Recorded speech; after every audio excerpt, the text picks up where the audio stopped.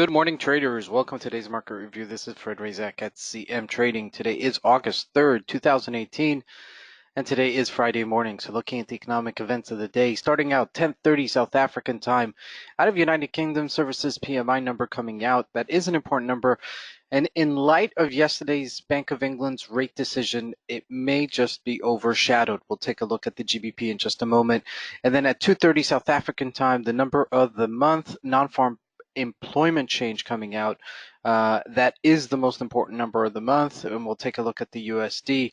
Canadian dollar trade balance coming out simultaneously at 2:30, and lastly for today at 4 o'clock, ISM non-manufacturing PMI numbers coming out. Now, lots happening in the markets, and this is the type of market where you say, I don't know what I want to trade first. Okay, so many things are just trading amazingly, okay, and in character. So for the summer, take that vacation off and get back into work, and let's start trading. And let's take a look at what's been happening.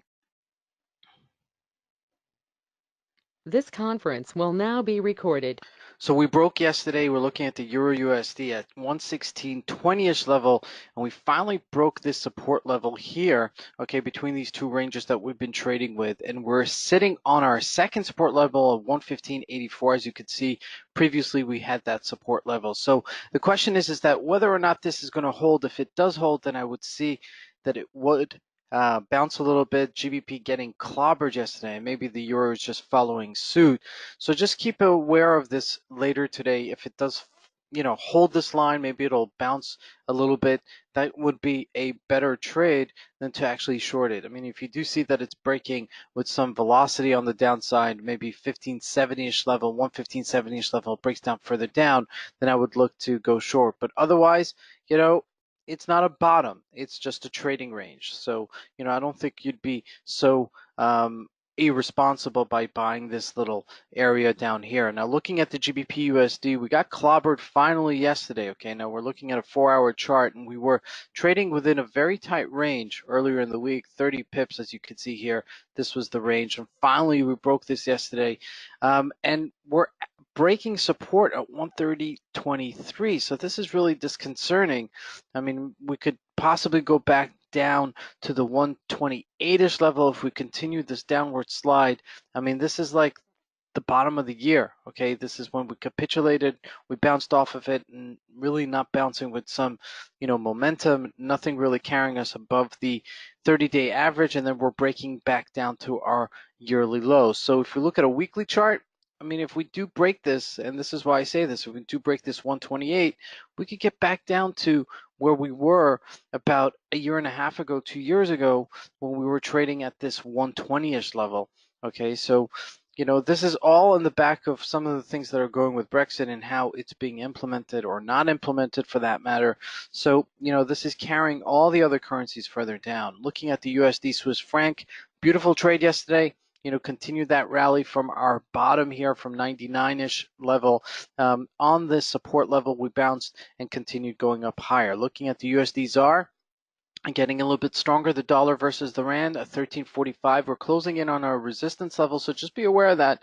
Between 13.45 and 13.50-ish level, we do expect it to retrace a little bit, so just keep in mind as that continues to trade. Aussie USD at the bottom of its range, selling off yesterday, as you could see, 74.66, and breaking out lower. Okay, now the question arises again: is it the dollar that's drawing this further down, or is it the GBP that's drawing us further down?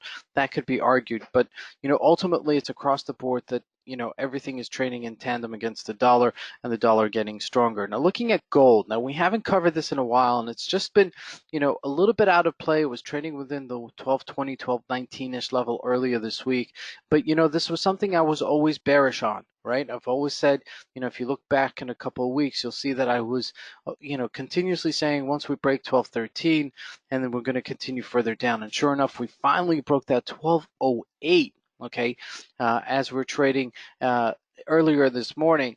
Now, the point is that this can further decline. If we look at a daily chart, this is the low of the year. Okay, now look at a weekly chart. Well, if it does break this 1200-ish level, we could get back to the 1150, 1135-ish level that we haven't seen in about 2 years. So that's, something of really importance there. Looking at oil, We rallied yesterday back to the 69.14-ish level after the weekly inventories numbers came out, and we're hitting at the resistance here. Between here and 70-ish level, I would say is, decent resistance. If we do break out of it, maybe we could get back into character of this trend line above, but I don't think that that's going to happen. I think we're going to, use this trend line as a resistance and sell off back and trade between the 67 and 69 as they keep the output of oil in check. Now I'm going to jump to something I haven't covered yet just because it's in the news and it's trading.